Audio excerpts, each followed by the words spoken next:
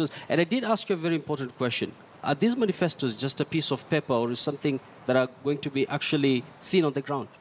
Thank you very much, Yusuf, because what one would like to see, for example, is that on the political campaigns, what are the plans for Jubilee or NASA on agriculture, for example? Kenya was a breadbasket for this region. Yes. Kenya was a net exporter of food. It exported a lot of maize to neighboring countries. But in the past few years, Kenya now is importing maize from countries such as Uganda, Tanzania, and so on. What happened? So NASA and Jubilee need to answer that question in terms of what are the plans for reviving this sector of agriculture, which was the mainstay for Kenya's economy. And the number two that has only been addressed by either campaign is how to engage in industrialization. We seek to be a middle income economy. We seek to be industrialized in 2030. But you look at the investment in both manifestos, in agriculture, we don't see that in industry, we don't see that coming out.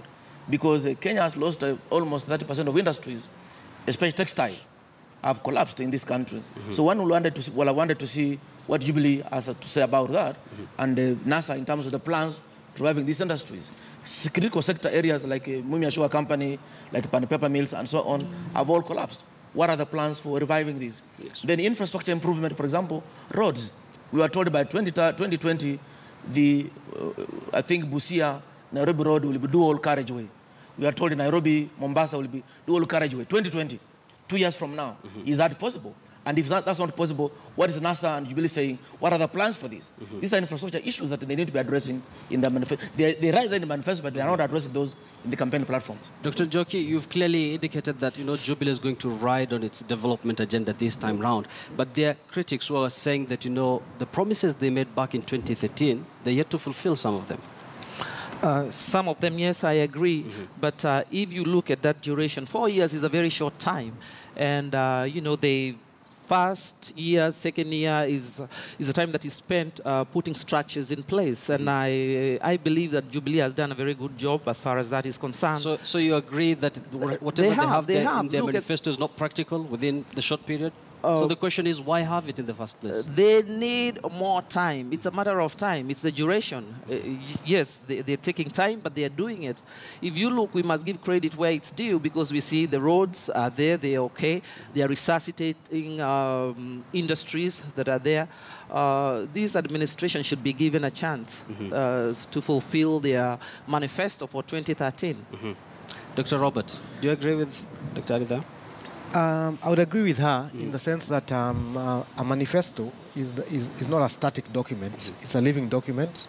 By this I mean that developments in the course of the last 4 years sometimes impede implementation. But what I can say is that I've seen a clear connection between what the current government is doing and what its manifesto promised to do in terms of infrastructure development. We tend to forget that one of the key flagship projects, the Madaraka Express, is something that has not been done for over 100 years. We are still running on the old railway, which had basically broken down. And the promise now, especially following the president's visit to China, where he met President Xi Jinping, and they agreed that they're going to extend the railway beyond Nairobi all the way to Malaba and onwards to Kampala and Rwanda. These are key infrastructure projects that require time to trickle down to the Mwananchi.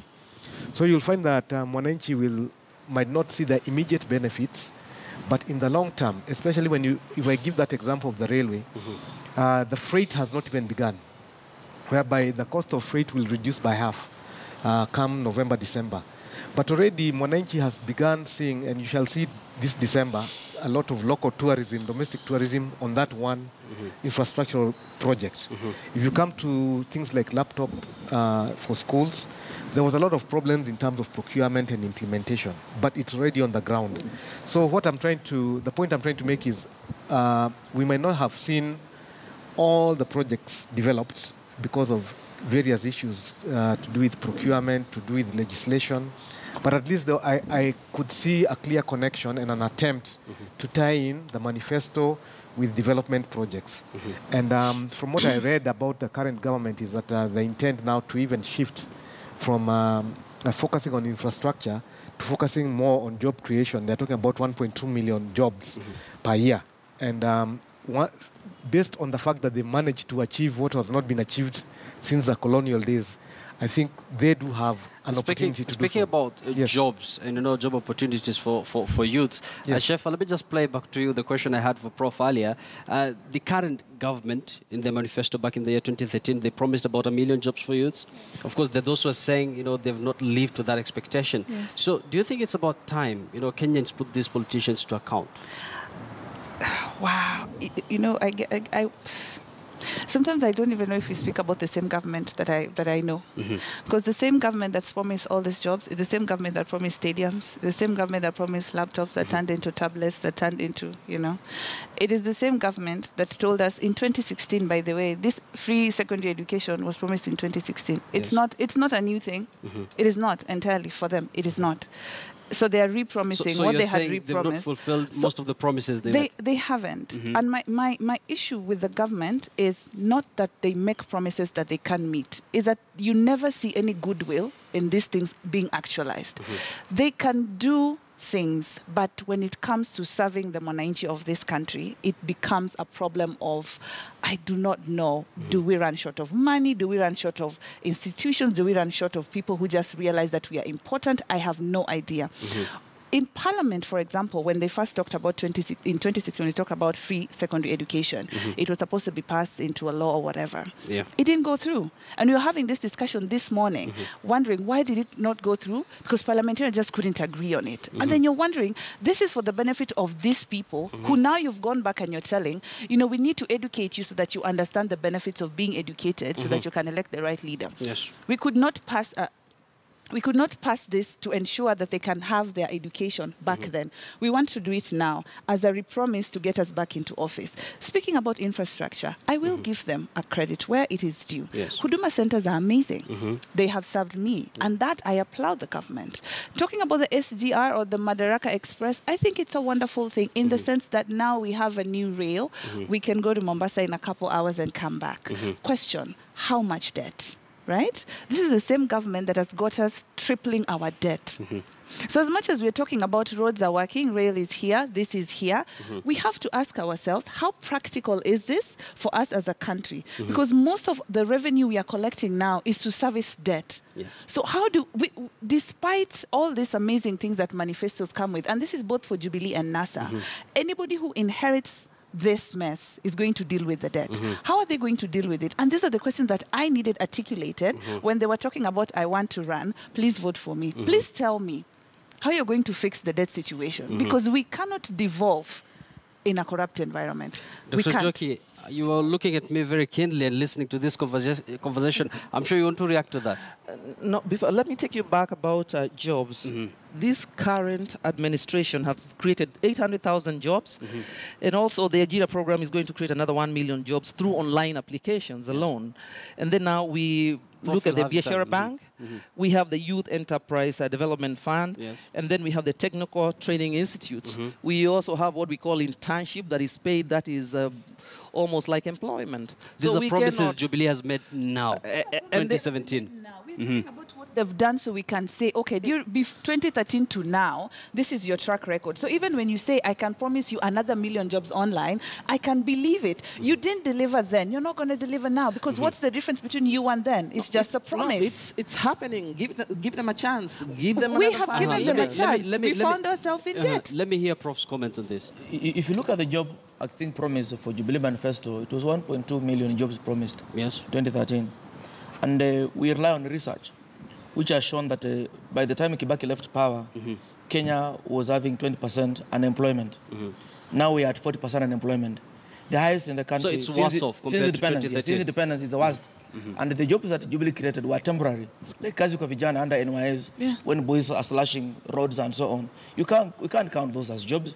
Because people have no pension assurance, they have no proper salaries and so on, and many of them are on and off, and some of them go unpaid for many months and so on. So if you're counting those, I think we need to discount that and just face the reality and tell Kenyans that we didn't fulfill on the job creation of opportunities, but give us another chance, we can do this. Exactly. And also should similarly indicate what they can do that Jubilee did not do, because when you promise 1 million jobs, you should deliver actual jobs. Yes. Not this is Baruas where you're employing youth and so on. Let me hear Dr. Would you rather they have this. something I'm or sure you're an nothing? education expert, Yeah. but it's something you want to dig in because, you know, after, of course, people go through education and complete their, their time at the university, of course, they want employment. This is something that is key in both Jubilee's and NASA's manifesto. And from what we've been discussing here, clearly, it seems like Jubilee has not fulfilled its promise back in 2013, and now there's new kind of promises that they're making right now. So is it right for them to promise new jobs when they've not fulfilled whatever they promised back in the year 2013? Okay, let me weigh in on this by saying that the comments I'm hearing from some of my colleagues here are perfectly understandable, because we always say that we have basically what we call a youth bulge in Kenya. And the youth are an impatient lot, so they want to see things happening. So we are a youthful nation, we want to see things happening immediately. But I would like to step back a little bit and say that there's a sequence of events that happens. For instance, the focus, and everybody agrees here, has been a lot on the infrastructural development. And this translates, and I talked about it, trickle-down effect. It translates into job creation as we go along. If I was to take the example of... So it's something that can be achieved not just in 4 years, but a longer period. No, it cannot. I think you've delivered your point. But for now, let's cross over to some live pictures we have for our viewers, where the East Africa Community Observer Mission, which will be giving a pre-election brief any moment today, are currently flagging off some of their observers who are going to be deployed in various places within the country. Let's listen into what they had to say. For the establishment of the East Africa Community and other directives of the East Africa Council